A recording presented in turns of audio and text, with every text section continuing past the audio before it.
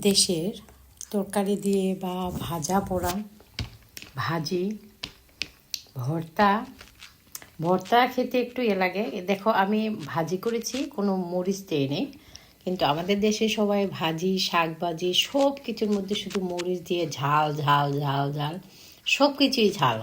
মানে ঝাল ছাড়া কোনো খাবারই নেই। আমি কিন্তু ভাজির মধ্যে কখনো ঝাল দেই না। ঝাল আলাদা খাওয়া যায় বা কয়েকটা এভাবে দিয়ে দিলে ভালো। কিন্তু আমাদের দেশে সব কিছুর মধ্যে মরিচ কেটে কেটে দেয়। মানে কোনো কিছু মরিচ ছাড়া রান্না হয় না আর কি। তো সেই জন্য খেতে সব সব সব যদি জাল হয় তাহলে কি আর ভালো লাগে?